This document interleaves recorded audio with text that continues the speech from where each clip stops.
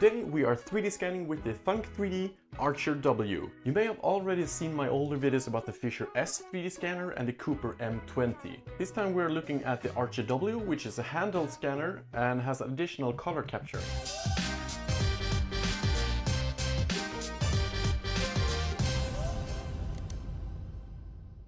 Let's first look at some of the specs. This is a handheld structured light 3D scanner and is designed for capturing objects of around 20 centimeters up to 2 meters, depending on how you're using it. You can always go bigger, you can go smaller, but that's around it.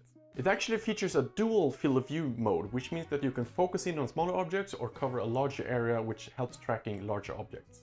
In optimal scenarios, you're getting around 3 million scanning points per second, and with an end resolution of around 0.25 millimeters in the mesh. Although the overall accuracy is depending on how you scan and what you're scanning, but it should be below 1 millimeter per meter. What this means is that you have great specs for scanning both large and small objects in this price range, while still achieving a really good accuracy. However, as with most scanners, it depends on you, the user, and the object certainly, depending on how you can track them and what the actual accuracy is that you end up with.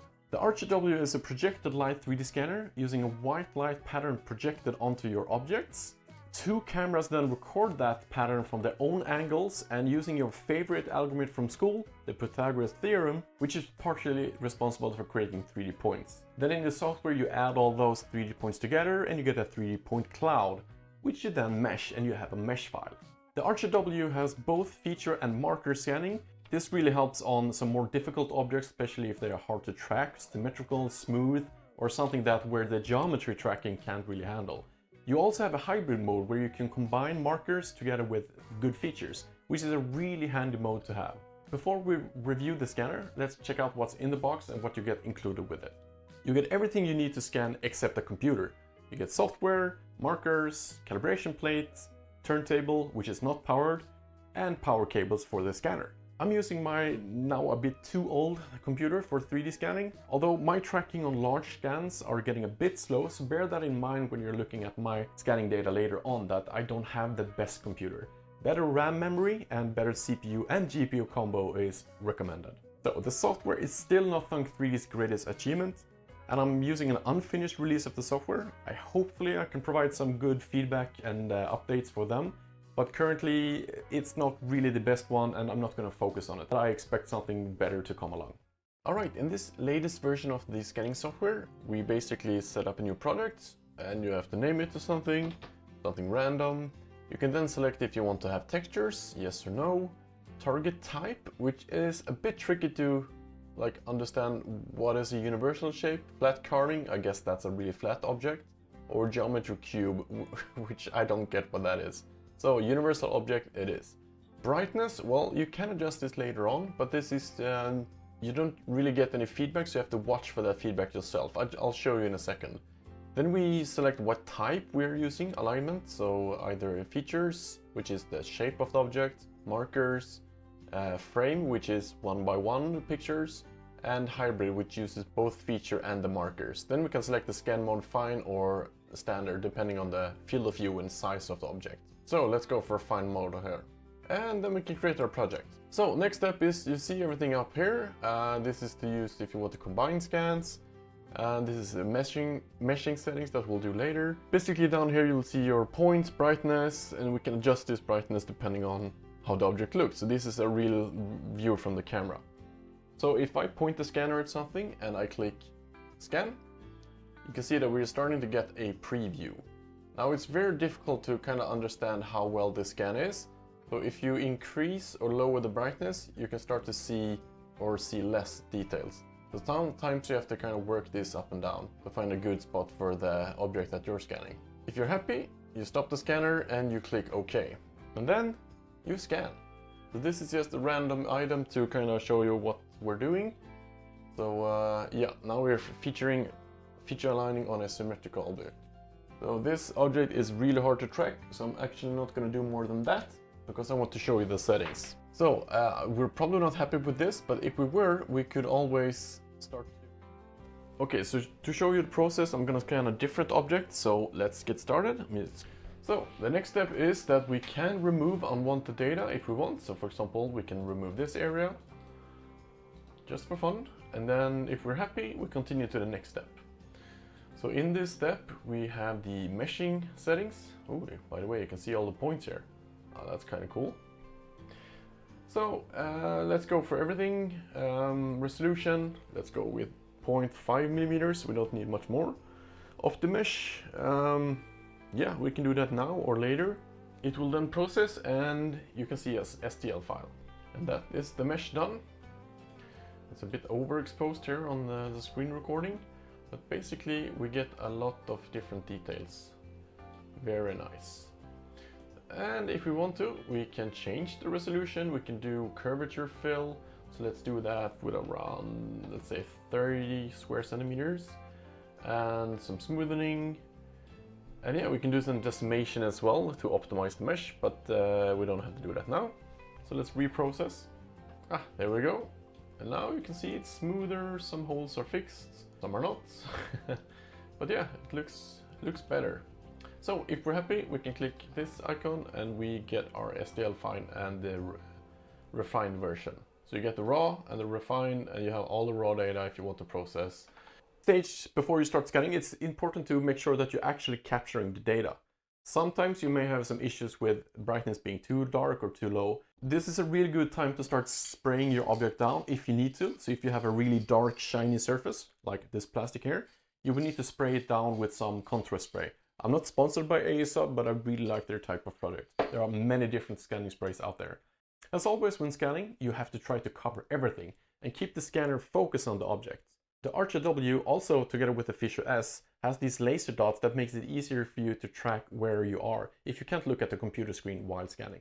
If we are happy with the scan, you just stop on the button on scanner and it's time to process. You can of course choose to continue scanning if you turn the model around, for example. You can also remove unwanted mesh with the mesh editing tools. Processing is a bit more tricky. We get a lot of different options, but hey, in the end you have a STL file that's put here in your folder. It's not really named or saved according to the project, but it's in there and you have to find it. Again, the software is a bit messy. So now you know how the scanner works and how the software kind of works. But is it any good? Well, to do that we have to scan a lot of objects. So let's see some examples in use.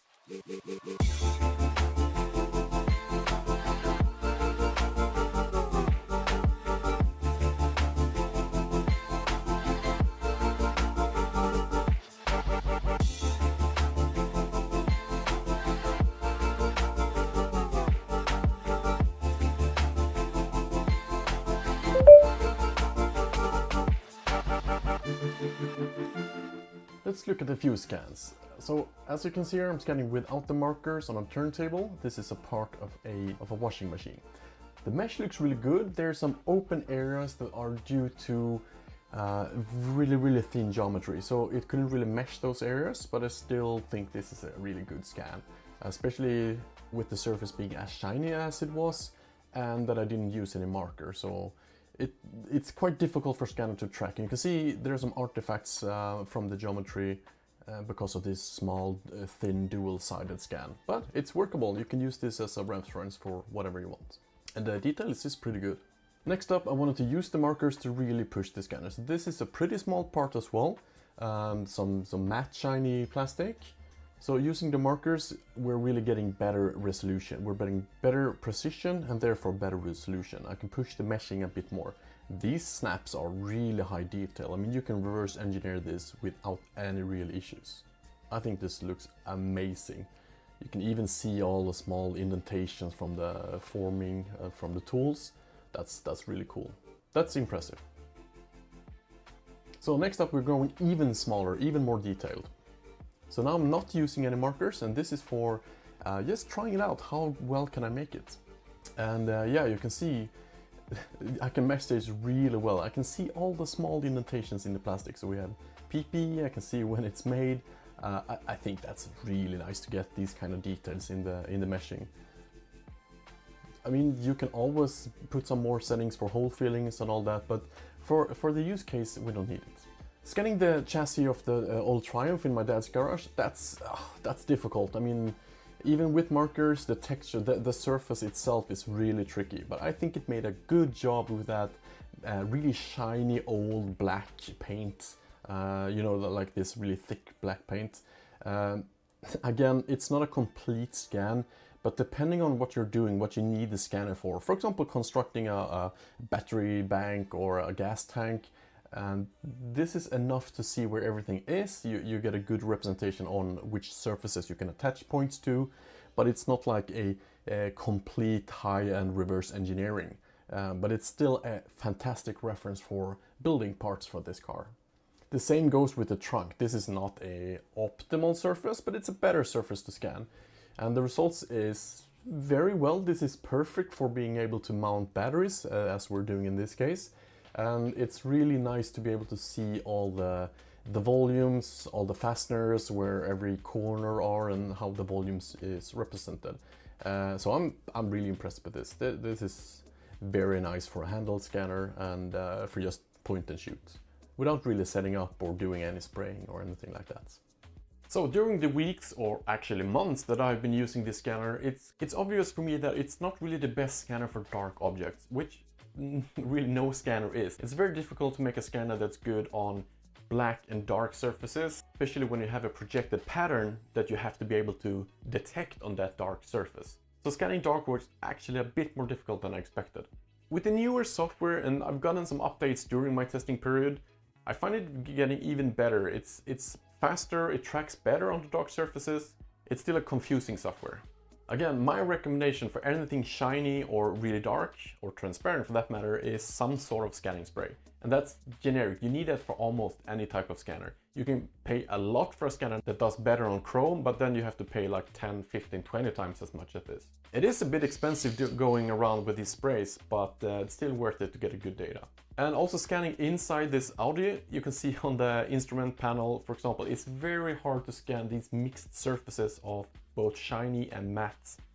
You probably should spray everything down, which I didn't want to do in my car, but I want to show you how it handles impossible scenarios. So yeah, you get some data, it's enough for some applications, but it's not a perfect scan, but it's good enough data for a lot of things. And that's without spray.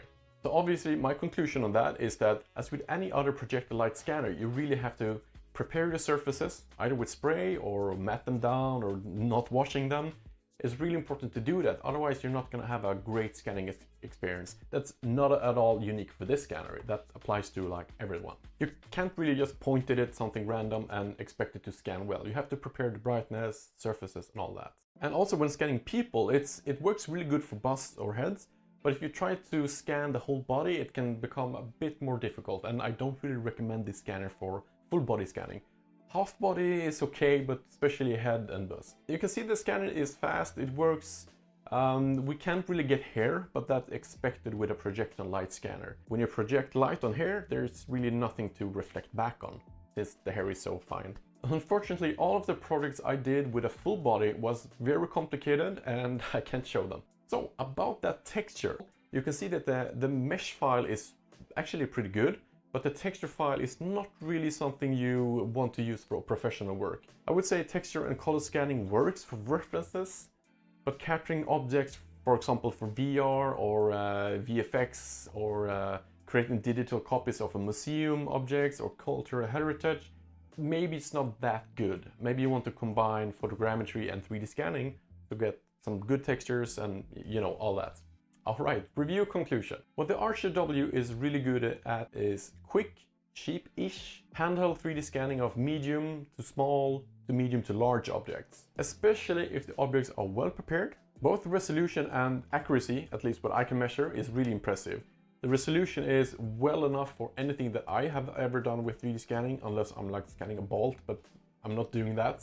As you saw in my 3D scanner review of the Thunk 3D jewelry scanner, it's not that the level. The accuracy is actually really nice. I can't really measure the accuracy, but the resolution is really great. For anything this large, like where the scanner is designed for, you don't need more resolution. You end up with too much data to handle, and yeah, you get sharp details and you get detailed curvatures. That's really what you need. I will try to add some close-ups, some extra images, maybe some downloadable STL files that you can find in the link down below. And if you have any more questions about the scanner, please let me know. Hopefully this video has kind of covered what it can do, how it looks, and if it's good enough. So if they update the software on par with the competition, it's gonna be a really attractive scanner. But until then, it's a good hardware scanner, but the software is something you have to fight with. And a final word, if you need like professional reverse engineering services of 3D scan data, that's what I'm doing.